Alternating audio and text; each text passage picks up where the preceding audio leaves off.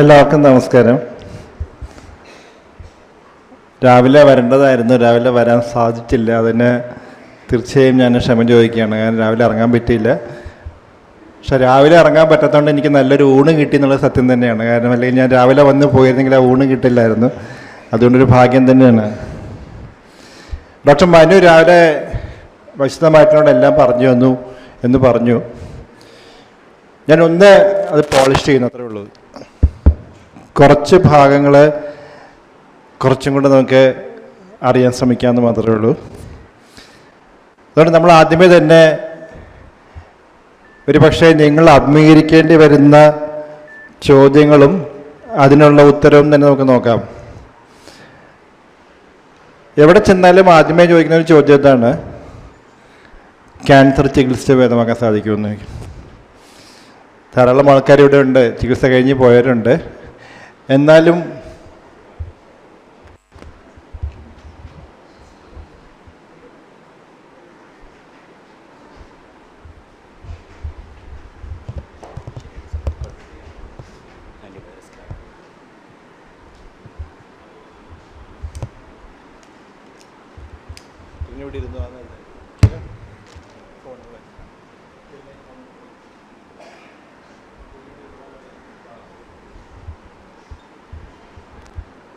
കുറച്ച് പേരെ ഞാൻ ആദ്യമേ പരിചയപ്പെടുത്തി തരാം. എല്ലാ വർഷവും ഏപ്രിൽ മാസത്തിലെ 3-ാമത്തെ ഞായറാഴ്ച കളിക്കൂട്ടം എന്ന പരിപാടിയിലൂടെ ചികിത്സ കഴിഞ്ഞ് തിരികെ പോയ കൊച്ചു കുട്ടികളെല്ലാവരും ഞങ്ങളെ കാണാൻ വരും. അതേപോലെ എല്ലാ വർഷവും ഫെബ്രുവരി മാസത്തിലെ 1-ാമത്തെ ഞായറാഴ്ച കമ്മ്യൂണിയൻ എന്ന പരിപാടിയിലൂടെ ചികിത്സ കഴിഞ്ഞ് തിരികെ പോയ കുട്ടികളല്ലാത്ത എല്ലാവരും തിരികെ വരും. ഇത്രയധികം ആൾക്കാർ തിരികെ ജീവിതത്തിലേക്ക് വരുമ്പോൾ നമുക്ക് അംഗീകരിച്ചേ മതിയാവൂ, ക്യാൻസർ ഈസ് ക്യൂറബിൾ. നമുക്ക് ചികിത്സിച്ച് ഭേദമാക്കാൻ സാധിക്കുന്ന അസുഖമാണ് ക്യാൻസർ. അതുകൊണ്ട് തന്നെ ക്യാൻസറിനെ ഒരിക്കലും ഒരു മാരക രോഗമെന്നോ അല്ലെങ്കിൽ ജീവിതത്തിൻ്റെ അവസാന വാക്ക് അല്ലെങ്കിൽ നമ്മൾ പറയും ഒരു ക്രോണിക് ഡിസീസ് ഒന്നുമില്ല. ക്യാൻസർ ക്രോണിക് ഡിസീസും അല്ല. ഇപ്പോൾ ഡയബറ്റീസ് ഒരു ക്രോണിക് ഡിസീസാണ്. നിങ്ങൾക്ക് പറയുകയാണെങ്കിൽ റുമറ്റോയ്ഡ് ഒരു ക്രോണിക് ഡിസീസാണ്. അതൊക്കെ ക്രോണിക് ഡിസീസാണ്. നമുക്ക് അസുഖം തുടർന്നുകൊണ്ടേയിരിക്കുന്നു. പക്ഷേ ക്യാൻസറിന് അങ്ങനെയല്ല. ക്യാൻസറിൽ ചികിത്സ കഴിഞ്ഞ് തിരികെ വരുന്നവർ എങ്ങനെ ജീവിക്കുന്നു എന്ന് ചോദിച്ചു കഴിഞ്ഞാൽ ഒരു പക്ഷേ രണ്ടാമത്തെ ചോദ്യം ഉത്തരം തരും. ഒരു സാധാരണ ജീവിതം നയിക്കുമോ എന്ന് ചോദിച്ചു കഴിഞ്ഞാൽ ഇവിടെ നിൽക്കുന്ന ഇവരെല്ലാവരും ചികിത്സയായി തിരികെ പോയ ആൾക്കാരാണ്. ഇതിൽ ഒരാളെ പോലും ഞങ്ങൾ രോഗിയെന്ന് വിശേഷിപ്പിക്കില്ല. ഇവർക്കൊരു സമയത്തൊരു രോഗം ഉണ്ടായിരുന്നു.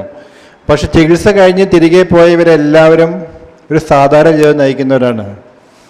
അതുകൊണ്ട് തന്നെ തിരികെ ജീവിതത്തിലേക്ക് വരുന്നവർ രണ്ട് കൈയും നീട്ടി സ്വീകരിക്കുകയാണ് വേണ്ടത്. സമൂഹം ചെയ്യേണ്ടത് അതാണ്. അവർ രോഗികളായിരുന്നു, ഒരു അവസ്ഥയുണ്ടായിരുന്നു, രോഗമെന്നൊരവസ്ഥ ഉണ്ടായിരുന്നു. അത് മാറി തിരികെ വരികയാണ് അവർ. ഒരാളെ കൂടെ കാണിച്ചു തരാം. 10ാം ക്ലാസ്സിൽ പഠിക്കുന്ന സമയത്ത് ഒരു അണ്ഡാശയത്തിലെ ക്യാൻസറുമായിട്ട് വന്ന ഒരു കാസർഗോട്ടുകാരിയാണ്. നമ്മൾ അസുഖം വന്ന അണ്ഡാശയം മാത്രം മാറ്റി മറ്റേ അണ്ഡാശയവും ഗർഭപാത്രവും അതേപോലെ നിലനിർത്തിക്കൊണ്ട് തിരികെ ജീവിതത്തിലേക്ക് പോവുകയാണ്. വിവാഹം കഴിഞ്ഞു, 2 കുട്ടികളുണ്ട്, സുഖമായിട്ട് ജീവിക്കുകയാണ്. ഇവിടെയൊക്കെ മനസ്സിലാക്കേണ്ടത് ചികിത്സ കഴിഞ്ഞ് തിരികെ പോകുന്നവർ നമ്മളെപ്പോലെ തന്നെ എല്ലാ അർത്ഥത്തിലും സാധാരണ ജീവിതം നയിക്കാൻ പ്രാപ്തരായിട്ട് തിരികെ പോകുന്ന ആൾക്കാരാണ്. പകർച്ചവ്യാധിയാണോ എന്ന് ചോദിക്കും. 100% അല്ല. കാരണം അറിഞ്ഞോ അറിയാതെ ഒരു രക്താർബുദ രോഗിയിൽ നിന്ന് രക്തം ഏറ്റുവാങ്ങിയാലും ആ ഏറ്റുവാങ്ങിയ വ്യക്തിക്ക് ക്യാൻസർ ഉണ്ടാകുന്നില്ല. അതേപോലെ അറിഞ്ഞോ അറിയാതെ അമ്മ സ്തനാർബുദമുള്ള സമയത്ത് കുഞ്ഞിന് പാല് കൊടുത്താലും കുഞ്ഞിന് ക്യാൻസർ ഉണ്ടാകുന്നില്ല. അതുകൊണ്ട് തന്നെ 100% തറപ്പിച്ച് പറയാം ഒരു പകർച്ചവ്യാധിയെ അല്ല എന്ന് തറപ്പിച്ച് പറയാം. അടുത്ത ചോദ്യം പലപ്പോഴും ഇതാണ്, പാരമ്പര്യ രോഗമാണോ എന്ന് ചോദിക്കും. അമ്മയ്ക്ക് ക്യാൻസർ വന്നാൽ എനിക്ക് ക്യാൻസർ വരും, അല്ലെങ്കിൽ അച്ഛന് ക്യാൻസർ എനിക്ക് ക്യാൻസർ വരും. പാരമ്പര്യത്തിന് ക്യാൻസറിൻ്റെ സാധ്യത എന്ന് പറഞ്ഞാൽ 5% മാത്രമേ ഉള്ളൂ. അതും ചില ക്യാൻസറുകളൊക്കെ ചില പ്രായത്തിൽ. അതുകൊണ്ട് തന്നെ അതുകൊണ്ട് തന്നെ അമ്മയ്ക്ക് ക്യാൻസർ വന്നുകൊണ്ട് ഞാൻ മകളെ വിവാഹം കഴിക്കലെന്നോ അല്ലെങ്കിൽ ആ വീട്ടിൽ നിന്ന് വിവാഹം കഴിക്കുന്ന പറയുന്നതിൽ യാതൊരു അർത്ഥമില്ലെന്ന് പറയും. കാരണം 5% സാധ്യത മാത്രം, അതും ചില ക്യാൻസറുകൾക്ക് ചില പ്രായത്തിൽ. ഇതാണ് നമ്മൾ മുന്നിൽ കാണുന്ന ചിത്രം. ചികിത്സയിൽ എന്ന പുരോഗമനെക്കുറിച്ച് നോക്കാം. എന്തെങ്കിലും നമ്മൾ മുന്നോട്ട് പോയിട്ടുണ്ടോ എന്ന് ചോദിക്കും. കാലിലെ എല്ലിൽ ക്യാൻസറുമായിട്ട് വന്ന രോഗിയാണത്. വർഷങ്ങൾക്ക് മുമ്പ് പണ്ടൊക്കെ ചെയ്തിരുന്നത് കാല് മുറിച്ച് കളയുകയാണ് ചെയ്യുന്നത്. നമ്മൾ ഇന്ന് കാല് മുറിച്ച് കളഞ്ഞിട്ടില്ല. അസുഖം വന്ന ഭാഗത്ത് എല്ല് മാത്രം മുറിച്ച് മാറ്റി ആ സമയത്ത് നടക്കാൻ ഉപയോഗിക്കുന്ന ഉപകരണമാണത്. വർഷങ്ങൾ കഴിഞ്ഞു, നമ്മൾ ഇന്ന് അദ്ദേഹത്തെ കാണുന്നത് ഈ രൂപത്തിലാണ്, സുഖമായിട്ട് ജീവിക്കുകയാണ്. ഒരു പടി കൂടെ നമുക്ക് മുന്നോട്ട് പോകാം. 6 മാസം ഗർഭിണിയായ സമയത്ത് ക്യാൻസറുമായിട്ട് ചികിത്സയ്ക്ക് വന്നതാണ്. ഞങ്ങൾ ഒറ്റ കാര്യമേ ആവശ്യപ്പെട്ടുള്ളൂ, ഈ കുഞ്ഞിനെ തരാൻ സാധിക്കുമെങ്കിൽ ചികിത്സിച്ചോളാൻ പറഞ്ഞു. അതുകൊണ്ട് തന്നെ ഗർഭം തുടർന്നുകൊണ്ട് നമുക്ക് കീമോതെറാപ്പി മരുന്ന് നൽകേണ്ടി വന്നു. 3-4 കോഴ്സ് കീമോതെറാപ്പി കഴിഞ്ഞ ശേഷമാണ് ഇദ്ദേഹം പുറത്തേക്ക് വരുന്നത്. 3 വർഷം കഴിഞ്ഞു, അമ്മയും കുഞ്ഞും ഇന്ന് സുഖമായിട്ടിരിക്കുകയാണ്. ഇതാണ് നമ്മുടെ ചികിത്സയിലൊക്കെ വന്ന മാറ്റങ്ങൾ എന്ന് പറയുന്നത്. അപ്പം ഇത് നമ്മുടെ മനസ്സിൽ കണ്ടിട്ട് നമുക്ക് ചോദിക്കാം. നമുക്ക് നമ്മുടെ ചോദ്യങ്ങൾ ചോദിച്ചു തുടങ്ങുന്നത് പലപ്പോഴും ഇവിടുന്നാണ്. നമുക്ക് എന്തൊക്കെ ചെയ്യാൻ സാധിക്കുമെന്ന് ചോദിക്കും. ക്യാൻസർ നമുക്ക് എന്തൊക്കെ ചെയ്യാൻ സാധിക്കുമെന്ന് ചോദിക്കും. ആ ചോദ്യത്തിനാണ് നമുക്ക് ഉത്തരം കണ്ടെത്തേണ്ടത്. നമ്മളൊരു ക്യാൻസറിനെ കുറിച്ച് സംസാരിക്കുമ്പോൾ നമ്മൾ എന്തൊക്കെ ചിന്തിക്കുമെന്ന് ചോദിക്കും. നമുക്ക് തടയാൻ സാധിക്കുന്ന ക്യാൻസറുകൾ തടയാൻ സാധിക്കണം. നമുക്ക് പ്രാരംഭദശയിൽ കണ്ടെത്താൻ മാർഗങ്ങളുള്ള ക്യാൻസർ കണ്ടെത്താൻ സാധിക്കണം. നമുക്ക് അസുഖം ചികിത്സിച്ച് ഭേദമാക്കാൻ സാധിക്കുമെങ്കിൽ സാധിക്കണം. അതിൻ്റെ കണക്ക് പറയുകയാണെങ്കിൽ ഒരു ആശുപത്രിയിൽ വരുന്ന രോഗികളിൽ ഒരു 45% വരെ നമുക്ക് അസുഖം പരിപൂർണമായി ഭേദമാക്കി തിരിച്ചേക്കാൻ സാധിക്കും. കുട്ടികളുടെ കാര്യം പറയുകയാണെങ്കിൽ ഒരു 80% കുട്ടികളിൽ നമുക്ക് അസുഖം പരിപൂർണമായി ഭേദമാക്കി തിരിച്ചേക്കാൻ സാധിക്കും. 30% പേർക്ക് നമുക്ക് ജീവിതം നീട്ടിക്കൊടുക്കാൻ സാധിക്കും. അതിൻ്റെ അർത്ഥം ബാക്കി ജീവിതം അദ്ദേഹം കിടക്കയിലായിരിക്കുന്നതല്ല ഉദ്ദേശിക്കുന്നത്, അർത്ഥപൂർണമായ ജീവിതമായിരിക്കും. ഇവിടെ നിങ്ങൾ ഏത് വേദിയിൽ സംസാരിക്കുമ്പോൾ നിങ്ങൾ മറ്റ് അസുഖങ്ങളെക്കുറിച്ചുകൂടെ ആലോചിക്കണം. ഷുഗറോ പ്രഷറോ ഉള്ള രോഗി ഷുഗർ മാറിയോ പ്രഷർ മാറിയോ അല്ല ജീവിക്കുന്നത്, മറിച്ച് ഷുഗറും പ്രഷറും നിയന്ത്രിച്ചുകൊണ്ടാണ് ജീവിക്കുന്നത്. അതേപോലെ 30% ക്യാൻസർ രോഗികൾക്ക് ആ ക്യാൻസർ നിയന്ത്രിച്ചുകൊണ്ട് ജീവിക്കാൻ സാധിക്കും. മറ്റൊരു 30% നമുക്കൊന്നും സാധിക്കില്ല. നമുക്ക് രക്ഷപ്പെടുത്താൻ സാധിക്കില്ല, ജീവിതം നീട്ടിക്കൊടുക്കാൻ സാധിക്കില്ല. പക്ഷേ ജീവിക്കുന്നിടത്തോളം കാലം ഒരു വേദനയുമില്ലാതെ ഒരു ബുദ്ധിമുട്ടും ജീവിക്കാൻ. ഇതിന് പരിപൂർണമായും പാലിയേറ്റീവ് കെയർ അല്ലെങ്കിൽ സാന്ത്വന ചികിത്സ എന്ന് പറഞ്ഞ ഇതാണ്. ഇതെല്ലാം ക്യാൻസർ ചികിത്സയിലെ തുല്യ പ്രാധാന്യമുള്ള തൂണുകൾ എന്ന് പറഞ്ഞ് വിശേഷിപ്പിക്കും. നമ്മൾ ഓരോന്നും നോക്കാം. നമ്മുടെ ആദ്യത്തെ ചോദ്യം ക്യാൻസർ തടയാൻ സാധിക്കുമെന്നുള്ളതാണ്. അതിനെക്കുറിച്ച് പറയുമ്പോൾ കേരളത്തിലെ ക്യാൻസറിൻ്റെ കണക്കുകൾ നമുക്ക് നോക്കാം. ഇവിടെ കാണുന്ന ക്യാൻസർ ഇതൊക്കെയാണ്.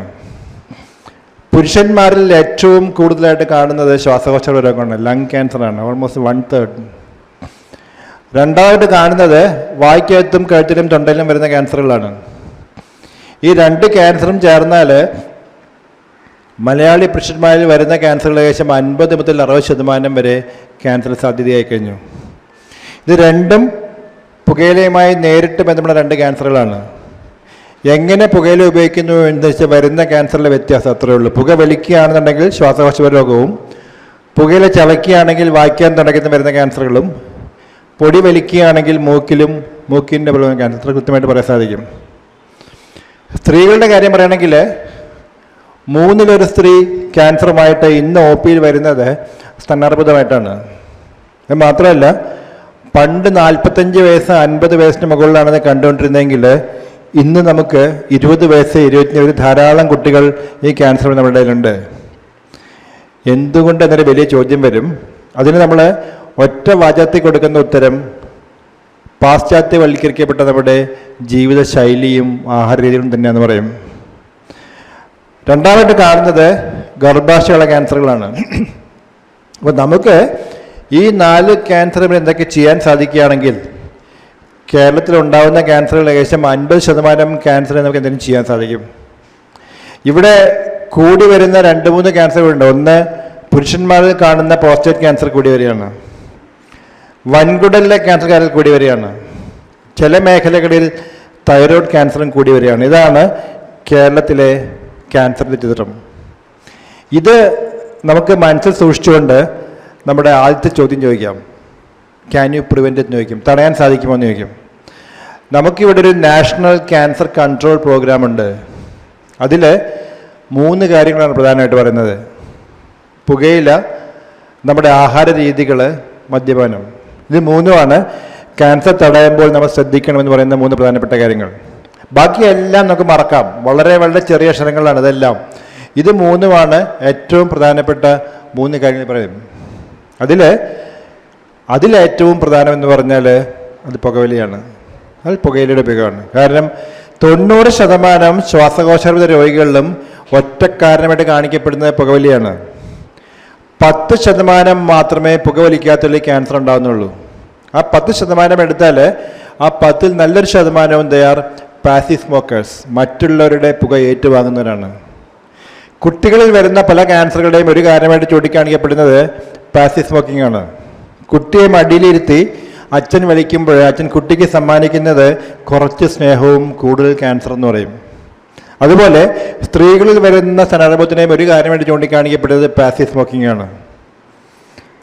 ഓരോ വർഷവും 6 ലക്ഷം പേരെങ്കിലും മറ്റുള്ളവരുടെ പുകവലി കാരണം മരിക്കുന്നുണ്ട്. അതുകൊണ്ട് തന്നെ പ്രത്യേകം അറിഞ്ഞിരിക്കേണ്ട കാര്യം, പുകവലിക്കുന്ന വ്യക്തി സ്വയം മരിക്കുക മാത്രമല്ല ചെയ്യുന്നത്, മറ്റുള്ളവരെ കൂടെ അല്ലെങ്കിൽ തള്ളി വിട്ടിട്ടാണ് പോകുന്നത് പറയും. പുകവലിക്കുന്നവർ നമ്മൾ കൊടുക്കുന്ന ചിത്രം ഇതാണ്. എന്ന് ഒരു വ്യക്തി പുകവലി നിർത്തുന്നുവോ അന്ന് മുതൽ ആ വലി നിർത്തിയ വ്യക്തിക്ക് ഈ ക്യാൻസർ വരാനുള്ള സാധ്യത വലി തുടരുന്നൊരു വ്യക്തിയേക്കാൾ കുറവായിരിക്കും. അതുകൊണ്ട് തന്നെ വലി നിർത്താനായിട്ടുള്ള ഏറ്റവും നല്ല ദിവസം ഇന്ന് തന്നെയാന്ന് പറയും. നമുക്ക് you to stop it today. നമ്മൾ നല്ല ദിവസങ്ങളൊന്നുമില്ല, എല്ലാം നല്ല ദിവസം തന്നെയാണ്. ക്യാൻസർ മാത്രമല്ല, നിങ്ങൾക്ക് കാണാം, ഇത് സാധാരണയുള്ള ശ്വാസകോശമാണ്, രക്തം ശുദ്ധീകരിക്കുന്ന ശ്വാസകോശമാണ്. ഇത് വലിച്ചു മരിച്ചൊരാളുടെ ശ്വാസകോശമാണ്. കരി മാത്രമേ ഉണ്ടാവുള്ളൂ. ഒരു 40 വയസ്സ് 45 വയസ്സാകുമ്പോഴത്തേക്കും ശ്വാസം മുട്ട്, പടി കയറാൻ സാധിക്കുന്നില്ല, ഹൃദയാഘാതം ഇതൊക്കെ സമ്മാനിച്ചിട്ടാണ് പുകവലി നമ്മളെ വിട്ടു പോകുന്നതെന്ന് പറയും. അപ്പം നമ്മുടെ 1ാം ഭാഗം പുകവലി തന്നെയാണ്. കണക്കുകൾ നമ്മളിന്ന് മറ്റു മേഖലയിലേക്കാണ് പോകുന്നത്. കേരളത്തിൽ പുകവലിക്കുന്നവരുടെ എണ്ണം കുറഞ്ഞു വരികയാണ്. പക്ഷേ പുകയില്ലാത്ത പുകയില ഉപയോഗിക്കുന്നവരുടെ എണ്ണം കൂടി വരികയാണ്. ഹാൻസ്, പാൻപരാഗ്, ശംഖു, ശംഭു പല പേരുകളുണ്ട്, നമുക്കറിയാം. ഇത് കൂടി വരികയാണ്.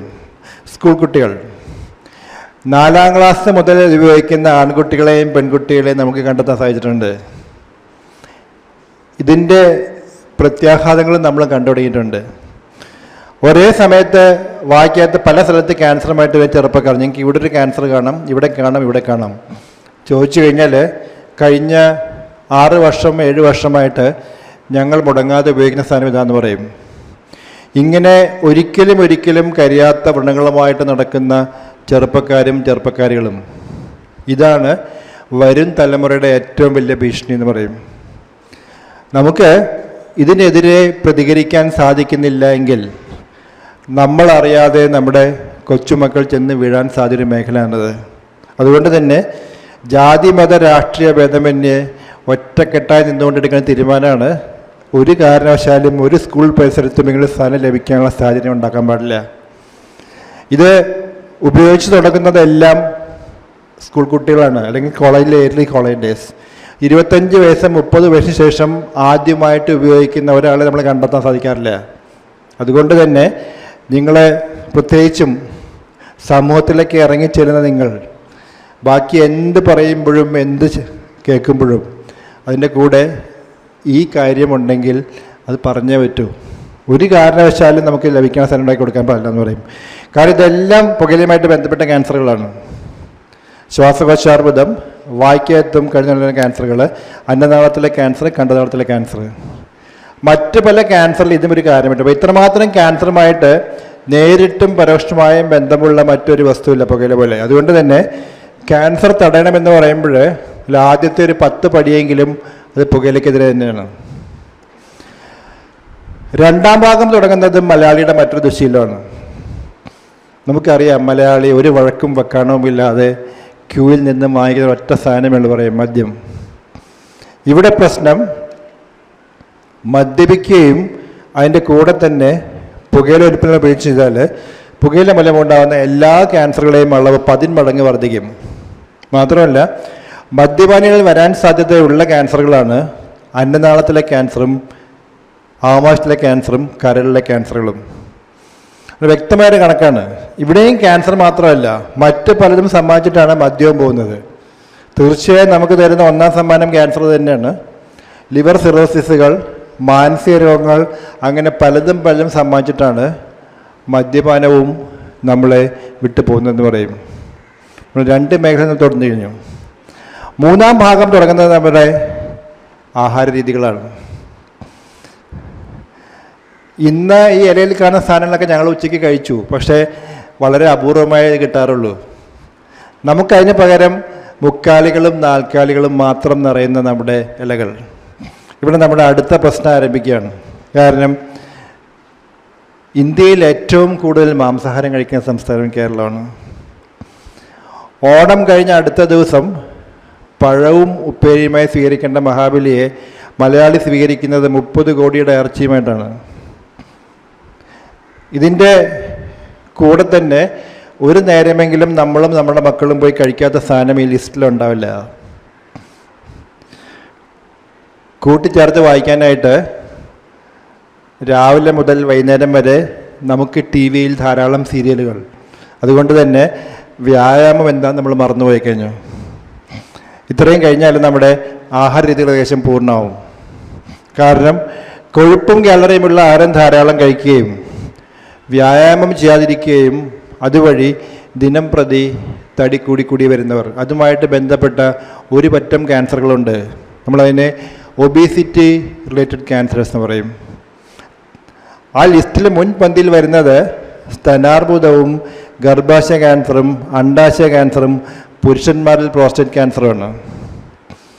അതേപോലെ കൊഴുപ്പും കാലറിയുമുള്ള ആഹാരം ധാരാളം കഴിക്കുകയും നാരുള്ള ഭക്ഷണങ്ങൾ കഴിക്കുകയും ചെയ്യുമ്പോൾ വരാൻ സാധ്യതയുള്ള ക്യാൻസറുകളാണ് കുടലിലെ ക്യാൻസറുകൾ, പ്രത്യേകിച്ചും വൻകുടലിലെ ക്യാൻസറുകൾ.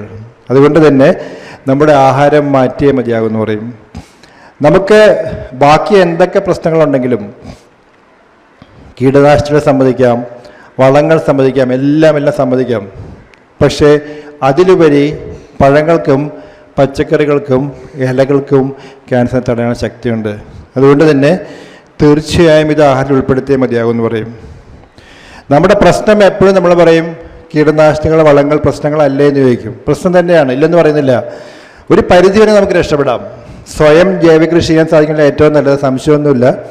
ഇല്ല എങ്കിൽ നിങ്ങൾ പഴവും പച്ചക്കറിയും വാങ്ങിക്കാൻ പോകുമ്പോൾ ഏറ്റവും തൂക്കം കൂടിയതും ഏറ്റവും മാംസളമായ പഴവും പച്ചക്കറിയും കഴിയുന്നതും വാങ്ങിക്കരുതെന്ന് പറയും. കാരണം അതിൽ ധാരാളം ഹോർമോണുകളും വളങ്ങളും കാണും.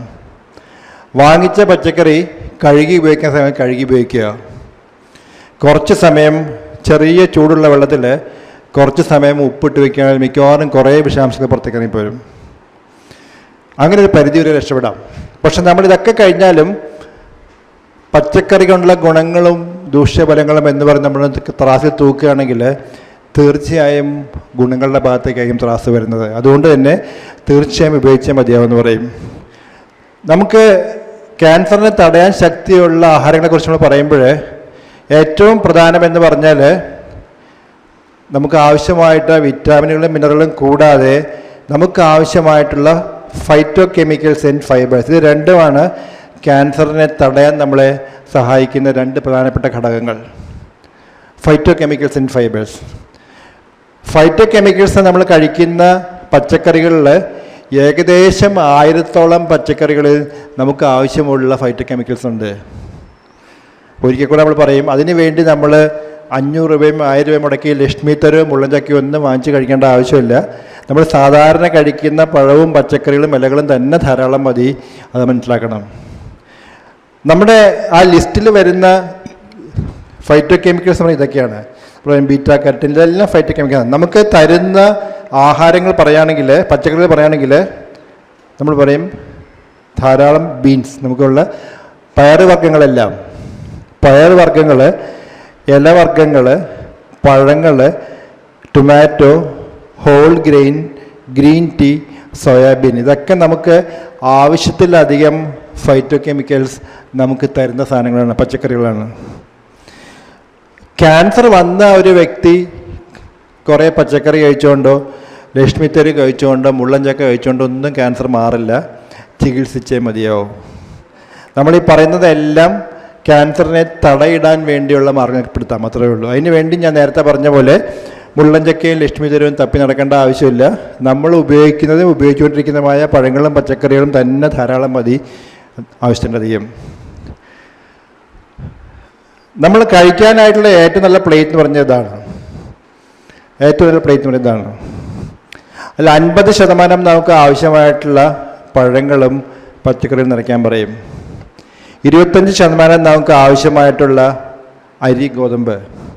25% നമുക്ക് ആവശ്യമായിട്ടുള്ള പ്രോട്ടീൻ. ഇതാണ് നമുക്ക് കഴിക്കാനായിട്ടുള്ള ഏറ്റവും നല്ല പ്ലേറ്റ് എന്ന് പറഞ്ഞ് വിശേഷിപ്പിക്കുന്നത്. സ്വാഭാവികമായൊരു ചോദ്യം വരും, what to eat and how to eat, എങ്ങനെ കഴിക്കണം, എന്ത് കഴിക്കണം എന്ന് ചോദിക്കും. അതിന് നമ്മൾ എന്നും കൊടുക്കുന്ന ഉപദേശം കഴിയുന്നതും ബി എ വെജിറ്റേറിയൻ, നല്ലത് പച്ചക്കറികൾ തന്നെയാണ്. നിങ്ങൾ നോൺ വെജിറ്റേറിയൻ കഴിക്കേണ്ടെന്ന് പറയുന്നില്ല, കഴിക്കുകയാണെങ്കിലും അതിൻ്റെ കൂടെ ധാരാളം പഴങ്ങളും പച്ചക്കറികളും കഴിക്കാൻ സാധിക്കണം. നോൺ വെജിറ്റേറിയൻ കഴിക്കുകയാണെങ്കിൽ കഴിക്കാൻ ഏറ്റവും നല്ലത് ചെറിയ മീനുകളാണ്. അപ്പോൾ മീൻ കഴിച്ചോളാൻ പറയും. ചിക്കൻ ഞങ്ങളോട് വല്ലപ്പോഴും കഴിക്കാൻ പറയും. മട്ടൻ ഞങ്ങളോട് വളരെ വളരെ വളരെ വിരളമായിട്ട് ഉപയോഗിക്കാൻ പറയും. അതിന് മുകളിലേക്കുള്ള സാധനങ്ങളൊക്കെ കുറച്ച് രാഷ്ട്രീയമാണ്. പക്ഷേ കഴിക്കണോ വേണ്ടോ എന്ന് ചോദിച്ചു കഴിഞ്ഞാൽ ഞങ്ങൾ പറയും കഴിച്ചോളൂ, ധാരാളം കഴിച്ചോളൂ, പക്ഷേ ഞാൻ പറയുന്ന പോലെ കഴിക്കാൻ സാധിക്കുമെങ്കിൽ കഴിച്ചോളാൻ പറയും. ഞാൻ പറയുന്ന പോലെ കഴിക്കാനാണ് ഏറ്റവും എളുപ്പം, ഒരു ബുദ്ധിമുട്ടുമില്ല, വളരെ എളുപ്പമായിട്ട് കഴിക്കാം. ചെയ്യേണ്ട കാര്യം ഇത്രയേ ഉള്ളൂ, ഇങ്ങനെ പോയിരുന്ന് ആരെങ്കിലുമൊക്കെ കഴിക്കുന്നത് കണ്ടുകൊണ്ടിരിക്കുക, സ്വയം ഭക്ഷിക്കാതെ. അങ്ങനെ നമുക്ക് ആസ്വദിക്കാൻ സാധിക്കുമെങ്കിൽ ഏറ്റവും നല്ല ഭക്ഷണം അതാണെന്ന് പറയും. നമ്മൾ അതിന് കൊടുക്കുന്ന ക്യാപ്ഷൻ ഇതാണ്, പാസീവ് സ്മോക്കിംഗ് ഈസ് ഇഞ്ചൂറിയസ്, മറ്റൊരാളുടെ പുക ഏറ്റുവാങ്ങുന്ന അപകടമാണ്.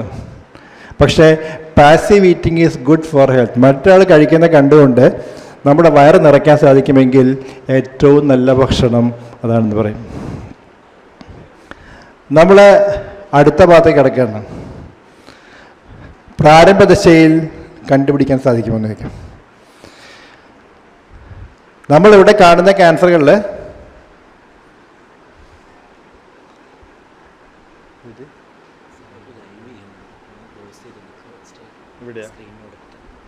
അവിടെ അതെന്താ എടുക്കുന്നുണ്ടോ, അതുകൊണ്ട് കിടന്ന് കേട്ടാ, പക്ഷെ കാണുമെന്ന് എനിക്കറിയില്ല.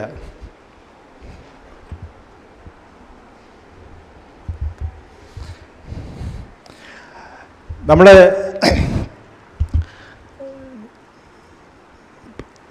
കേരളത്തിൽ കാണുന്ന ക്യാൻസറുകളുടെ കണക്കെടുക്കുമ്പോൾ അതിൽ ഒരു ക്യാൻസർ ഈ ലിസ്റ്റിൽ നിന്ന് വിട്ടുപോയി. Early detection, lung cancer. Lung cancer നമുക്ക് ശ്വാസകോശാർബുദം നമുക്ക് പ്രാരംഭ ദശയിൽ കണ്ടുപിടിക്കാൻ മാർഗങ്ങളൊന്നുമില്ല.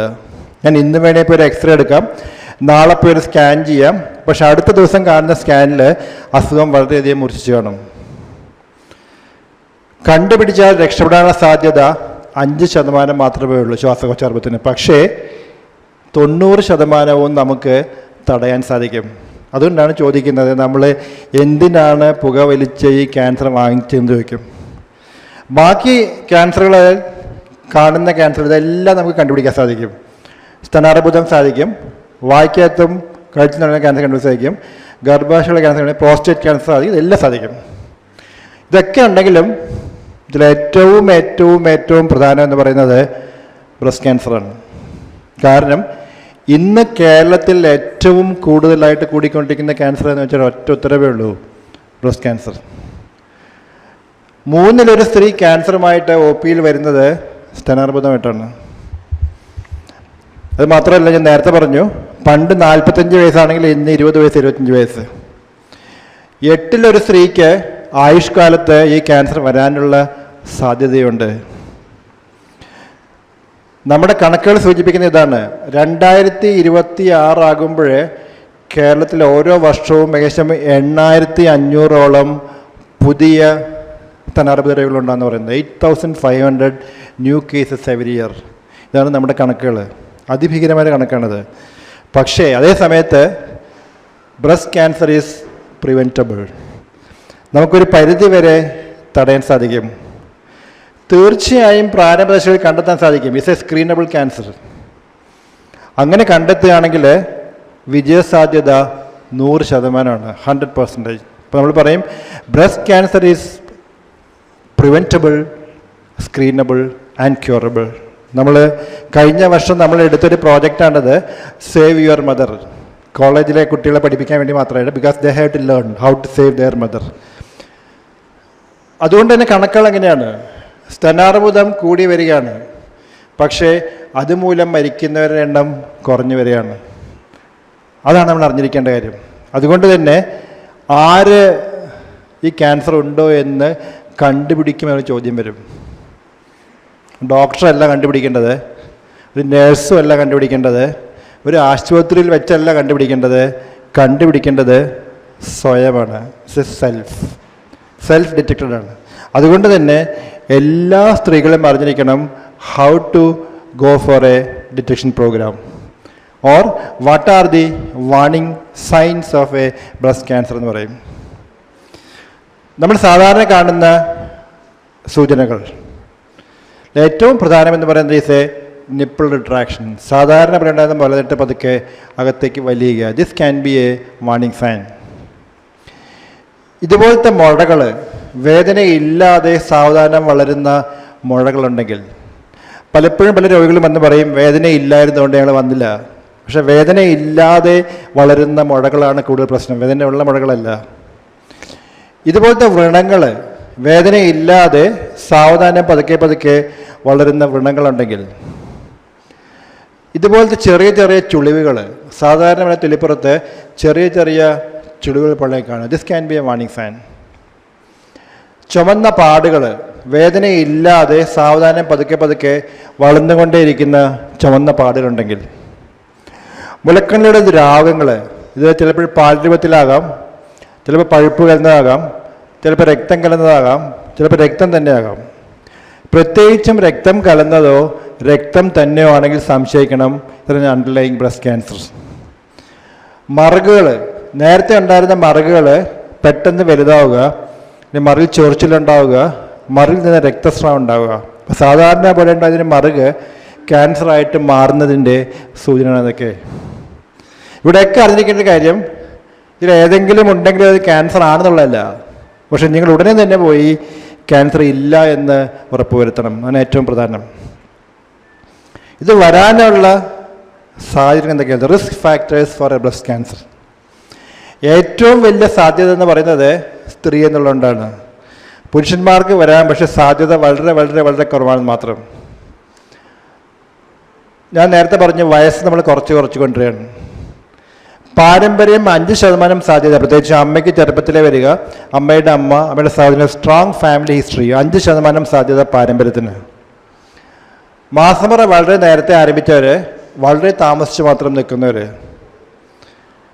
കുട്ടികളില്ലാത്തവർ, ആദ്യത്തെ പ്രസവം 30 വയസ്സിന് മുകളിലേക്ക് മാറ്റി വയ്ക്കുന്നവർ, കുട്ടികളെ മുലയൂട്ടാത്തവർ, അതുപോലെ മാസമുറ മാറ്റിവെക്കാനും ഗർഭധാരം തടയാനും വേണ്ടി ഉപയോഗിക്കുന്ന ഹോർമോൺ ഗുളികകളുടെ അമിതമായ ഉപയോഗം, ഇത് ക്യാൻസറിന് വഴിതെളിയിക്കാം.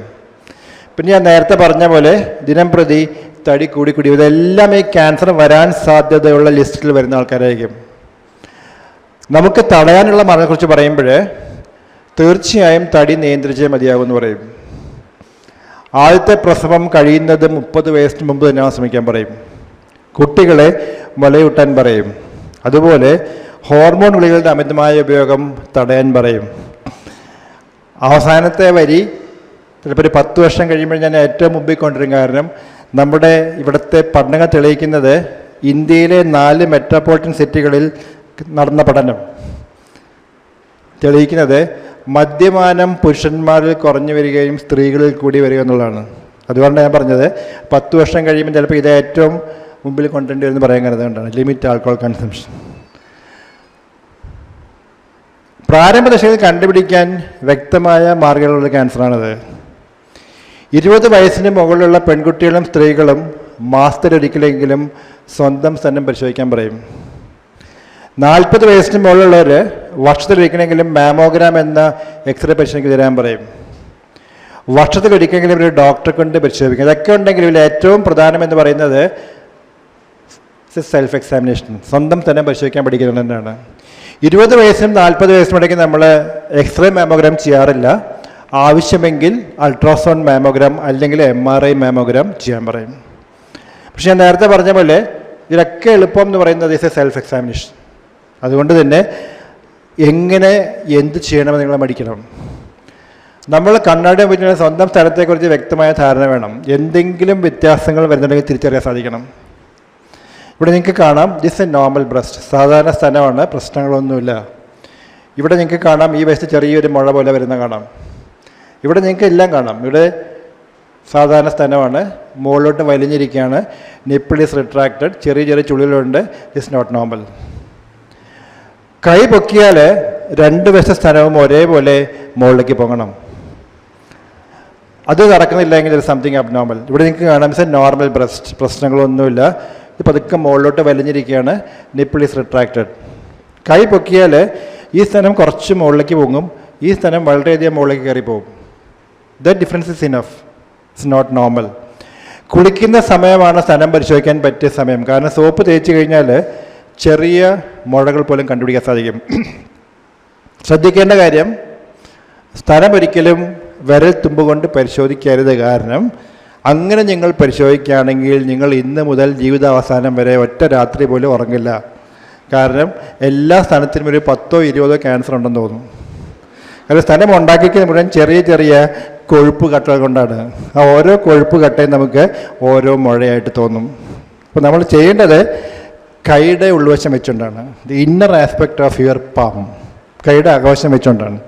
ഇടത്തെ സ്ഥലം വലത്തെ കൈ കൊണ്ടും വലത്തെ സ്ഥലം ഇടത്തെ കൊണ്ടും പരിശോധിക്കാൻ പറയും. അങ്ങനെ പരിശോധിക്കുമ്പോൾ സ്ഥലം മുൻവശത്ത് മാത്രമല്ല, നല്ലൊരു ഭാഗം നമ്മുടെ കക്ഷവും അതിൻ്റെ കൂടെ തന്നെ പരിശോധിക്കണം. പരിശോധിക്കാൻ പറ്റിയ സമയം എന്ന് പറഞ്ഞാൽ ഒരു ആർത്തവം കഴിഞ്ഞുള്ള ആദ്യത്തെ 7 മുതൽ 10 ദിവസം വരെയുള്ള സമയം പരിശോധിക്കാൻ പറ്റിയ സമയം. ആർത്തവം നിന്നവരോട് എല്ലാ മാസവും ഒരേ തീയതി, 1-ാം തീയതി 1-ാം തീയതി, 4-ാം തീയതി 4-ാം തീയതി, 7-ാം തീയതി, ആ സെയിം ഡേ ചെയ്യാൻ പറയും. നമുക്ക് കിടന്നുകൊണ്ടും പരിശോധിക്കാവുന്നതാണ്. പലപ്പോഴും ഇങ്ങനെയൊന്നും പറഞ്ഞാൽ നമ്മൾ ആരും ഓർത്തിരിക്കില്ല. അപ്പോൾ നമ്മൾ എല്ലാവരും ഓർത്തിരിക്കാൻ വേണ്ടി പറയുന്നത് എങ്ങനെയാണെന്ന് വെച്ചാൽ, കുളിക്കുന്ന സ്വഭാവം ഉണ്ടെങ്കിൽ അതാണ് പരിശോധിക്കാൻ പറ്റിയ സമയം എന്ന് പറയും. അങ്ങനെ ഒരു സ്വഭാവം ഇതുവരെ ഇല്ല എങ്കിൽ പരിശോധിക്കാൻ വേണ്ടി മാസത്തിൽ 1 ദിവസം കുളിക്കാൻ പറയും. എനിക്ക് തോന്നുന്നു ഇപ്പം നിങ്ങളെല്ലാവരും ഓർത്തിരിക്കും. ബട്ട് ഇതാണ് ഏറ്റവും വാല്യുബിൾ ടെസ്റ്റ്. അതായത് നമുക്ക് ഏറ്റവും എളുപ്പം ചെയ്യാവുന്നതും ഏറ്റവും എളുപ്പം കണ്ടുപിടിക്കാവുന്നതുമായ മാർഗം എന്ന് പറയുന്നത് ഇസ് എ സെൽഫ് എക്സാമിനേഷൻ. അതുകൊണ്ട് തന്നെ every woman should know how to go for a breast. നിങ്ങൾ അത് മാത്രമല്ല, നിങ്ങൾ സമൂഹത്തിലേക്ക് ഇറങ്ങി ചെല്ലുമ്പോൾ you have to teach others എങ്ങനെ പരിശോധിക്കണമെന്ന് പറഞ്ഞു കൊടുക്കാൻ സാധിക്കണം. മാമോഗ്രാമിനെ കുറിച്ച് ഡോക്ടർ മനു സംസാരിച്ചെന്ന് പറഞ്ഞു, എന്നോട് വിളിച്ച് പറഞ്ഞു മാമോഗ്രാം ഞാൻ പറഞ്ഞു സംസാരിച്ചിട്ടുണ്ടെന്ന് പറഞ്ഞുകൊണ്ട് മാം കിടക്കുന്നില്ല. നമുക്ക് അടുത്ത് കിടക്കാൻ പോകുന്നത് ഈ ഭാഗങ്ങളാണ്. ഇത് നിങ്ങൾ അറിഞ്ഞിരിക്കണം. എന്താ വെച്ചാൽ ഇതൊക്കെ കഴിഞ്ഞാലും സാധാരണ ഞങ്ങൾ കാണുന്ന സ്ഥാനാർബുദ രോഗികളെ കാണിച്ചു തരാം. ഇതൊക്കെയാണ് നമ്മൾ കാണുന്ന ബ്രസ്റ്റ് ക്യാൻസർ പേഷ്യൻസ്. നിങ്ങൾക്ക് കാണാം പുഴു ഇറങ്ങി വരുന്നു, എന്നാലും ചികിത്സയ്ക്ക് വരില്ല. ഇത് കാണിക്കാൻ കാരണം എന്താ വെച്ചാൽ ഒരു കാരണവശാലും ഒരു സ്ത്രീക്കും ഈ അനുഭവം ഉണ്ടാകാൻ പാടില്ല എന്ന് പറയും. Because breast cancer is curable. നമുക്ക് ചികിത്സിച്ച് ഭേദമാക്കാൻ സാധിക്കുന്ന അസുഖമാണ്. ഇതെല്ലാം കണ്ടുപിടിക്കാൻ പ്രയാസം ഉണ്ടായിട്ടുള്ളവരൊന്നുമല്ല, കണ്ടുപിടിച്ചാലും ചികിത്സയ്ക്ക് വരാത്തവർ. അതായത് വീട്ടുകാരറിയാതെ കൊണ്ട് കിടക്കണം, അല്ലെങ്കിൽ നാട്ടുകാരറിഞ്ഞാൽ പ്രശ്നം, അതുകൊണ്ട് വേണ്ടെന്ന് വിചാരിക്കുന്ന ആൾക്കാർ. ഇതൊരിക്കലും സംഭവിക്കാൻ പാടില്ല. അതുകൊണ്ട് തന്നെ നിങ്ങളുടെയൊക്കെ പ്രധാന ധർമ്മമാണ് you have to convince them ഇത് ചികിത്സിച്ച് ഭേദമാക്കാൻ സാധിക്കുന്ന ഒരു ക്യാൻസർ ആണ് എന്ന് 100% തറപ്പിച്ച് നിങ്ങൾ പറയണമെങ്കിൽ നിങ്ങൾക്ക് ആ വിശ്വാസം വരണം. ഇറ്റ് ഇസ് ക്യൂറബിൾ എന്ന വിശ്വാസം വരണം. അതിനുവേണ്ടി പറയുന്നതാണ്. ഗർഭാശയ ക്യാൻസറെ കുറിച്ച് പറയുകയാണെങ്കിൽ നമ്മൾ പല കാര്യങ്ങൾ പറയാറുണ്ട്. പക്ഷേ ഏറ്റവും പ്രധാനമെന്ന് പറഞ്ഞാൽ ഹ്യൂമൻ പാപ്പിലോമ വൈറസ് എന്ന വൈറസ് അണുബാധയുള്ളവർക്ക് ഈ ക്യാൻസർ വരാനുള്ള സാധ്യത കൂടുതലായിരിക്കും. നമുക്ക് ഇന്ന് ഇതിനെതിരെ ഒരു പ്രതിരോധ കുത്തിവയ്പ്പുണ്ട്, കോൾഡ് HPV വാക്സിനേഷൻ. നിങ്ങൾ പോളിയോ വാക്സിനേഷനൊക്കെ എടുക്കുന്ന പോലെ തന്നെ എടുക്കേണ്ട ഒരു പ്രതിരോധ കുത്തിവയ്പ്പാണ് HPV വാക്സിനേഷൻ. അത് എടുക്കേണ്ട പ്രായം എന്ന് പറഞ്ഞാൽ 10 വയസ്സിനും 26 വയസ്സിനും ഇടയ്ക്കുള്ള പെൺകുട്ടികൾ എടുക്കേണ്ട കുത്തിവയ്പ്പാണ്.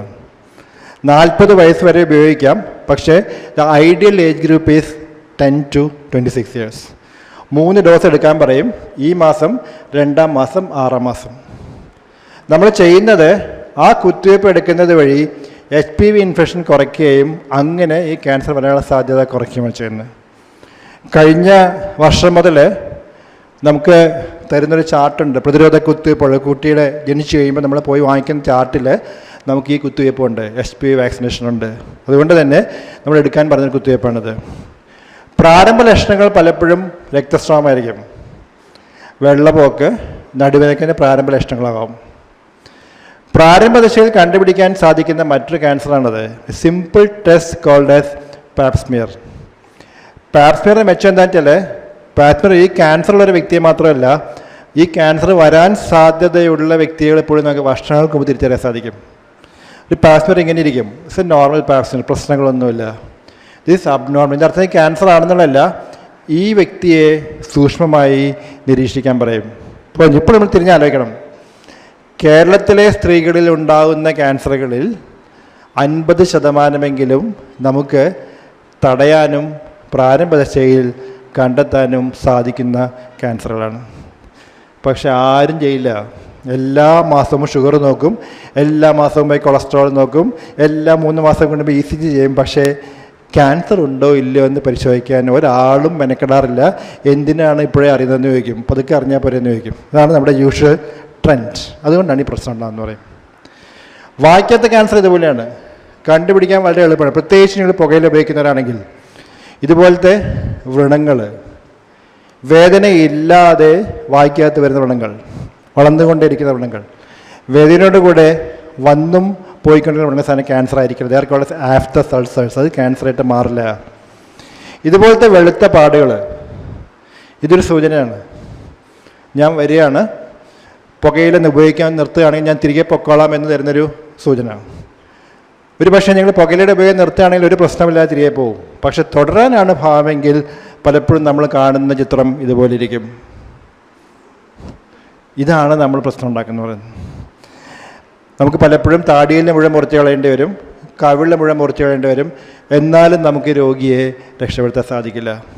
Advance stage. ഞാൻ അവസാന ഭാഗത്തേക്ക് കിടക്കുകയാണ്. നമ്മുടെ ചികിത്സാ രീതികൾ പ്രധാനമായിട്ടും 3 ചികിത്സാ രീതികളാണ്: സർജറി അഥവാ ഓപ്പറേഷൻ, റേഡിയേഷൻ ചികിത്സ, മരുന്നുകളുടെ ചികിത്സ. ഏത് തരം ക്യാൻസർ ആണെന്നും ഏത് സ്റ്റേജ് ആണെങ്കിലും 1, 2, 3 ചികിത്സകൾ നമുക്ക് ആവശ്യമായിട്ട് വരും. നമ്മൾ ഓരോ മേഖലയിലും പുരോഗമിച്ചു കഴിഞ്ഞു. ഞാൻ പറഞ്ഞു, എന്തെങ്കിലും സാധ്യതയുണ്ടെങ്കിൽ നമ്മൾ അസുഖം വന്ന ഭാഗം മാത്രം മുറിച്ചു മാറ്റിയ രോഗിയെ രക്ഷപ്പെടുത്തും. പക്ഷെ അത് സാധിക്കണമെങ്കിൽ ആ രോഗി പ്രാരംഭ ദശയിൽ ഡോക്ടറെ എത്തിയിരിക്കണം. റേഡിയേഷൻ്റെ കാര്യം പറയുകയാണെങ്കിൽ ഇത് പഴയ കഥയാണ്. വർഷങ്ങൾക്ക് മുമ്പ് റേഡിയേഷനെ തുടർന്നുള്ള പഴയ പൊള്ളൽ പുഴ നമുക്ക് ഇപ്പോഴും കണ്ട തിരിച്ചറിയാം. പക്ഷേ ഇന്ന് തന്നെയല്ല, ഇന്ന് പുതിയ പുതിയ മെഷീനുകളാണ്. നമുക്ക് അസുഖം വന്ന ഭാഗം മാത്രം കേന്ദ്രീകരിച്ചുകൊണ്ട് നമുക്ക് റേഡിയേഷൻ എടുക്കാൻ ശക്തിയുള്ള മെഷീനുകളുണ്ട്. മരുന്നുകളുടെ കാര്യം പറയുകയാണെങ്കിൽ നമുക്ക് ധാരാളം പുതിയ മരുന്നുകളുണ്ട്. പക്ഷേ ഏറ്റവും പ്രധാനം എന്ന് പറഞ്ഞാൽ ക്യാൻസർ കോശങ്ങളെ തെരഞ്ഞു പിടിച്ച് നശിപ്പിക്കുന്ന മരുന്നുകളുണ്ട്, കോൾഡ് ആസ് ടാർഗറ്റഡ് കീമോതെറാപ്പി. നമ്മുടെ ലക്ഷ്യം ക്യാൻസർ കോശങ്ങളാണ്. ആ ക്യാൻസർ കോശങ്ങളെ മാത്രം തെരഞ്ഞു പിടിച്ച് നശിപ്പിക്കാൻ ശക്തിയുള്ള പാർശ്വഫലങ്ങളില്ലാത്ത മരുന്ന് നമുക്കുണ്ട്. അതുകൊണ്ട് നമ്മൾ പറയും ഓരോ മേഖലയിലും നമ്മൾ പുരോഗമിച്ചു കഴിഞ്ഞു. അതുകൊണ്ട് ഇന്ന് ക്യാൻസറിനെ നമ്മൾ കാണുന്നത് നല്ല പകൽ വെളിച്ചത്തിലാണ്. നമുക്ക് എങ്ങനെ കണ്ടുപിടിക്കണമെന്നറിയാം, കണ്ടുപിടിച്ചാൽ എന്ത് ചെയ്യണമെന്നറിയാം. നമ്മുടെ വിജയസാധ്യതയെക്കുറിച്ച് നമുക്ക് വ്യക്തമായ രൂപരേഖ നൽകാൻ സാധിക്കും. അതുകൊണ്ട് തന്നെ പറയും ക്യാൻസർ ഈസ് ക്യൂറബിൾ. നമുക്ക് ചികിത്സിച്ച് ഭേദമാക്കാൻ സാധിക്കുന്നൊരു അസുഖമാണ് ക്യാൻസർ. പക്ഷേ that depend on the stage. നിങ്ങളെ പ്രാരംഭ ദശയിലാണോ അസുഖം മൂർച്ച ശേഷമാണ് വരുന്നത്? ഒരു പരിധി വരെ ദി ടൈപ്പ് ഓഫ് ക്യാൻസർ ആയിട്ടുള്ളത്. അതുകൊണ്ട് തന്നെ നമ്മുടെ മുദ്രാവാക്യം ഇതാണ്: പ്രാരംഭ ദശയിൽ കണ്ടുപിടിച്ച് വേണ്ട വിധത്തിൽ ചികിത്സിക്കുകയാണെങ്കിൽ ക്യാൻസർ ബിക്കംസ് ക്യൂറബിൾ. അങ്ങനെ ചികിത്സിച്ച് പോയവരുടെ ഒരു വാക്കുകൂടെ, ചികിത്സ നമ്മുടെ ഒരു അവസാനമല്ല. കാരണം എല്ലാ ക്യാൻസറുകളിലും നമുക്ക് 5 വർഷം വരെ തിരികെ വരാനുള്ള സാധ്യത ഉണ്ടായിരിക്കും. ബ്രസ്റ്റ് ക്യാൻസറിൽ മാത്രം ഒരു 8 വർഷം വരെയൊക്കെ. അതുകൊണ്ട് തന്നെ ചികിത്സ പോലെ തന്നെ പ്രധാനമാണ് തുടർ പരിശോധനയും ഫോളോ അപ്പ്. നമുക്ക് രണ്ടാമത് വരാനുള്ള സാധ്യത നമ്മൾ ആദ്യമേ ചെല്ലുന്ന സ്റ്റേജ് പോലെ ഇരിക്കും. ആദ്യമേ പ്രാരംഭ ദശയിലാണ് ചെല്ലുന്നതെങ്കിൽ രണ്ടാമത് വരാനുള്ള സാധ്യത കുറവായിരിക്കും. ആദ്യമേ നമ്മൾ അസുഖം മൂർച്ഛ ശേഷമാണ് ചെല്ലുന്നതെങ്കിൽ രണ്ടാമത് വരാനുള്ള സാധ്യത കൂടുതലായിരിക്കും. പക്ഷേ എന്നാലും 5 വർഷം വരെയെങ്കിലും minimum you have to go for a follow up. അപ്പോൾ നമ്മൾ എപ്പോഴും പറയുന്നത് ചികിത്സ കഴിഞ്ഞ ഉടനെ നമ്മൾ പറയും അസുഖം നിയന്ത്രിച്ചിട്ടുണ്ട്, നിയന്ത്രിതമായിട്ടുണ്ട്. 5 വർഷം കഴിഞ്ഞെങ്കിൽ നമ്മൾ പറയും you are cured, you are out of the disease, അസുഖം പരിപൂർണമായിട്ട് മാറി എന്ന് പറയും. അങ്ങനെ മാറിപ്പോയ ധാരാളം ആൾക്കാർ നമുക്കുണ്ട്. നമുക്ക് പാട്ടുകാരുണ്ട്, നമുക്ക് ഡാൻസുകാരുണ്ട്, നമുക്ക് സാഹിത്യകാരന്മാരുണ്ട്. വി ആൾ മീറ്റ്. കളിക്കൂട്ടം എന്ന പരിപാടി ഞാൻ നേരത്തെ പറഞ്ഞു, കൊച്ചുകുട്ടികളെല്ലാവരും തിരികെ വരും. ഇതൊരു 3 വർഷം മുമ്പത്തെ കളിക്കൂട്ടാണ്, ഇത് 2 വർഷം മുമ്പത്തെ കളിക്കൂട്ടാണ്, ഇത് കഴിഞ്ഞ വർഷത്തെ കളിക്കൂട്ടാണ്. നിങ്ങൾക്കാണ് എത്രമാത്രം കുട്ടികളും അവരുടെ മാതാപിതാക്കളും they are all back to normal life. ഇതാണ് ഇന്നത്തെ ക്യാൻസർ ചികിത്സ എന്ന് പറയുന്നത്. ചികിത്സയ്ക്ക് വരുന്നവരുടെ കാര്യം നമ്മൾ പറഞ്ഞുള്ളൂ. അവർ ഞങ്ങൾക്ക് എന്ത് തിരികെ തരുന്ന മനസ്സിലാക്കണം. What they give back to us. അതാണ് ഞങ്ങൾ അവരെ കൊടുക്കുന്നതിനേക്കാൾ ഒരു 10 മടങ്ങ് സ്നേഹം അവർ ഞങ്ങൾക്ക് തിരിച്ചു തരും. ഇത് 4 വയസ്സുകാരനായ ജസീറാണ്. ജസീർ കഴിഞ്ഞതിന് മുമ്പത്തെ വർഷം എൻ്റെ പിറന്നാളിന് ഡോക്ടർ ഗംഗാധരനെ വരച്ചു കൊടുത്തുന്നു. ജസീറിൻ്റെ മനസ്സിലുള്ള ഡോക്ടർ ഗംഗാധരൻ. അതിമനോഹരമായ ചിത്രമായിരുന്നു. ആ ചിത്രം ഇതായിരുന്നു. പ്രായമേറുന്തോറും ചിത്രം മാറി മാറി വരും. ഇങ്ങനെ ചിത്രങ്ങൾ. ഇതാണ് അവർ ഞങ്ങൾക്ക് തിരികെ നൽകുന്ന സുന്ദര മുഹൂർത്തങ്ങൾ എന്ന് പറയുന്നത്. This is what we get back. ഒരു പക്ഷേ ഞങ്ങളെ മുന്നോട്ട് നയിക്കുന്നതും ഇത് തന്നെയാണ്. What they give back to us. ചികിത്സിക്കാൻ വരുന്ന എല്ലാവരുടെയും മോഹം ഇതുപോലെ ഇരിക്കും. എല്ലാവരുടെയും മുഖഭാവം ഇതുപോലെ ഇരിക്കും. നിങ്ങൾക്ക് ആ പേടി കാണാം, ആങ്സൈറ്റി, അപ്രിഹെൻഷൻ എല്ലാം മുഖത്ത് കാണാം. പക്ഷെ കൊച്ചുകുട്ടികൾക്കൊന്നുമില്ല. അവർക്ക് അന്നത്തെ ഒരു ഇഞ്ചക്ഷൻ്റെ പ്രശ്നം മാത്രമേ ഉള്ളൂ. അന്ന് ഇഞ്ചക്ഷൻ ഇല്ല എന്ന് പറയുകയാണെങ്കിൽ കൊച്ചുകുട്ടികൾ അപ്പം തന്നെ ചിരിക്കും. പക്ഷെ വലിയവരൊരിക്കലും ചിരിക്കില്ല. ചികിത്സ കഴിഞ്ഞ് തിരികെ പോയാലും വർഷങ്ങൾ കഴിഞ്ഞാലും ഏത് ചെറിയ പനി വന്നാലും ഏത് ചുമ വന്നാലും എൻ്റെ അസുഖം തിരികെ വന്നു, ഞാൻ തീർന്നു, ഇതാണ് നമ്മുടെ മനസ്സിൽ പോകുന്നത്. എന്തുകൊണ്ടാണ് ചിരിവന്? Why it happens? ഒരു പക്ഷേ ഈ ചിത്രം ഉത്തരം തരും. രോഗിയോട് വരയ്ക്കാൻ പറഞ്ഞാൽ ഇങ്ങനത്തെ ചിത്രങ്ങൾ മാത്രമേ വരയ്ക്കുള്ളൂ. വാടി വീണ ഇലകളും കൊഴിഞ്ഞുപോയ ഇലകളും നശിച്ചുകൊണ്ടിരിക്കുന്നത് മാത്രമേ വരയ്ക്കുള്ളൂ. ഒരു പൂ വരയ്ക്കാൻ സാധിക്കില്ല എന്ന് പറയും. ഒരു പുഷ്പിച്ചെന്തെങ്കിലും ചെടി മനസ്സിൽ വരില്ല എന്ന് പറയും. This is called as negative thinking. ഇച്ഛാശക്തി ഇല്ലായ്മയാണ്. മരണം മാത്രം മുമ്പിൽ വരുമ്പോൾ മനസ്സിൽ വരുന്ന ചിത്രങ്ങളൊക്കെ ഇങ്ങനെ നശിക്കുന്ന ചിത്രങ്ങളും നശിച്ചുകൊണ്ടിരുന്നത് മാത്രമേ ഉണ്ടാവുള്ളൂ. ഇതാണ് ഒരു ക്യാൻസർ രോഗിയുടെ ഏറ്റവും വലിയ പ്രശ്നം. എന്തുകൊണ്ട് സംഭവിക്കുന്നത് ചോദിച്ചു കഴിഞ്ഞാൽ നമ്മളിവരെ ഒറ്റപ്പെടുത്തും. ക്യാൻസർ രോഗികളെ നമ്മൾ ഒറ്റപ്പെടുത്തും. സ്കൂളിൽ പോകുന്നവരൊക്കെ സ്കൂളിൽ പോകാൻ സാധിക്കില്ല, ജോലിക്ക് പോകുന്നവരൊക്കെ ജോലിക്ക് പോകാൻ സാധിക്കില്ല, ആരും കാണാൻ ചെല്ലില്ല. They become socially isolated. This should never happen. ഇതൊരിക്കലും സംഭവിക്കാൻ പാടില്ല. നിങ്ങളുടെ ഇടയിലൊക്കെ സംഭവിക്കുകയാണെങ്കിൽ, നിങ്ങൾക്ക് അറിയാതൊരു വ്യക്തിക്ക് സംഭവിക്കുകയാണെങ്കിൽ, നിങ്ങൾ ഇറങ്ങി ചെല്ലാൻ പോകുന്ന സമൂഹത്തിൽ സംഭവിക്കുകയാണെങ്കിൽ നിങ്ങൾ എന്ത് ചെയ്യണമെന്ന് ചോദിച്ചു കഴിഞ്ഞാൽ ഇങ്ങനെ കൊണ്ടു നടക്കാൻ പറയും. ഒരാളും തിരിച്ചറിയാൻ സാധിക്കില്ല. ആരാണ് രോഗിയെന്നോ ആരാണ് രോഗമില്ലാത്തവരെന്നോ തിരിച്ചറിയാതെ കൂടെ കൊണ്ടു നടക്കാൻ സാധിക്കണം. ഏത് പ്രശ്നമുണ്ടെങ്കിലും ഞങ്ങൾ നിങ്ങളുടെ കൂടെ ഉണ്ടെന്നുള്ള ഉറച്ച വിശ്വാസം അവർക്ക് ഉണ്ടാക്കി കൊടുക്കാൻ സാധിക്കണം. ആ ഒറ്റ വിശ്വാസം മതി ആ രോഗി രക്ഷപ്പെടാനായിട്ട്, ഒരു ഇച്ഛാശക്തി വളർത്തിയെടുക്കാനായിട്ട്. ക്യാൻസർ ചികിത്സയിലെ ഏറ്റവും പ്രധാനപ്പെട്ട ഘടകം അത് തന്നെയാണ്. രോഗിയുടെ ഇച്ഛാശക്തി വളർത്തിയെടുക്കാം. ഞാൻ ജീവിക്കുമ്പോഴേ എനിക്ക് ജീവിക്കണം എന്നൊരു വിശ്വാസം അവർക്ക് ഉണ്ടാക്കി കൊടുക്കാൻ സാധിക്കണം. അതുകൊണ്ട് തന്നെ നിങ്ങളൊക്കെ സമൂഹത്തിൽ ഇറങ്ങി ചെല്ലുമ്പോൾ കുറച്ച് സമയം ഞാൻ പറയും ഇവർക്കൊക്കെ വേണ്ടി മാറ്റി വയ്ക്കാൻ പറയും. നിങ്ങളുടെ പലരുടെയും മനസ്സിലൂടെ പോകും. അങ്ങനെ കുറച്ച് സമയമൊക്കെ മാറ്റി ഞങ്ങളുടെ സമയം കളയുന്നത് കൊണ്ട് ഞങ്ങൾക്ക് എന്തെങ്കിലും തിരികെ കിട്ടുമോ എന്ന് ചോദിക്കും. അത് എല്ലാവരുടെ സംശയം അത് തന്നെയാണ്. ഞാൻ അതിന് എന്നും കൊടുക്കുന്ന ഒറ്റ ഉത്തരവേ ഉള്ളൂ. നമുക്ക് ഇതുപോലെ നല്ല നല്ല കൊച്ചുമക്കളെ കിട്ടുമെന്ന് പറയും. നമുക്കിതുപോലെ ധാരാളം സഹോദരന്മാരെയും സഹോദരിമാരെയും കിട്ടുമെന്ന് പറയും. നമുക്ക് സ്വന്തം അമ്മ മരിച്ചാലും നമ്മളെ സ്നേഹിക്കാനും നമുക്ക് സ്നേഹിക്കാനും ധാരാളം അമ്മമാരെ തിരികെ കിട്ടും. അതിൻ്റെ സുഖം എന്താണെന്ന് ചോദിച്ചു കഴിഞ്ഞാൽ അത് അനുഭവിച്ചറിയെങ്കിൽ തന്നെ പറ്റുള്ളൂ. ഒരാൾക്ക് ഞങ്ങൾക്ക് പറഞ്ഞു തരാൻ സാധിക്കില്ല, അനുഭവിച്ചറിയണം. അനുഭവിച്ചറിഞ്ഞു കഴിഞ്ഞാൽ പിന്നീട് ഒരു തിരിച്ചുപോക്കുണ്ടാവില്ല. ഒരു പക്ഷേ നിങ്ങൾക്കൊക്കെ കിട്ടുന്ന സന്ദർഭം അത് തന്നെയാണ്. നിങ്ങൾ സമൂഹത്തിലേക്ക് ഇറങ്ങി ചെല്ലുന്നു, നിങ്ങൾ പറഞ്ഞു കൊടുക്കുന്ന, നിങ്ങൾ രക്ഷപ്പെടുത്തുന്ന, നിങ്ങൾ സ്നേഹിക്കുന്ന, നിങ്ങൾക്ക് ചെയ്യാൻ സാധിക്കുന്ന ഓരോ വ്യക്തിയും നിങ്ങളുടെ മനസ്സിൽ സൂക്ഷിക്കുന്ന വ്യക്തികളായിരിക്കും. അതാണ് തിരികെ ജീവിതത്തിലേക്ക് കിട്ടുന്നത്. അതുകൊണ്ട് തന്നെ എൻ്റെ കമ്മ്യൂണിസം ഇതാണ്. ഞാൻ പറയും, ശബരിമലയിൽ പോവാതെ ശബരിമലയുടെ പ്രസാദവും, വേളാങ്കണ്ണി പോവാതെ വേളാങ്കണ്ണൻ്റെ രൂപവും, മക്കയിൽ പോവാതെ സംസം വെള്ളവും നിങ്ങൾ ആവശ്യപ്പെടാതെ നിങ്ങളുടെ വീട്ടിൽ എന്ന് കൊണ്ടുതരാൻ ആൾക്കാരുണ്ടാവുമോ അന്ന് യുവർ ലൈഫ് ഈസ് സക്സസ്ഫുൾ. നമുക്ക് ജീവിതത്തിൽ നമുക്ക് ലഭിക്കേണ്ടതൊക്കെ നമുക്ക് ലഭിച്ചു എന്നുള്ളൊരു ചാരിതാർത്ഥ്യം, that be in your mind. അതുകൊണ്ട് തന്നെ മുന്നോട്ടിറങ്ങുക. നിങ്ങൾക്ക് ചെയ്യാനുള്ള ധാരാളം കാര്യങ്ങളുണ്ട്, എല്ലാവർക്കും ചെയ്യാനുള്ള കാര്യങ്ങളുണ്ട്. അതിനുവേണ്ടി ഇറങ്ങുക, ശ്രമിക്കുക, മുന്നോട്ട് പോവുക. അല്ലാതെ ക്യാൻസറിനെ കുറിച്ച് പേടിച്ച് ഉറക്കം കളഞ്ഞിരിക്കേണ്ട അസുഖമേ അല്ല. Just like any other disease. Thank you for your patients.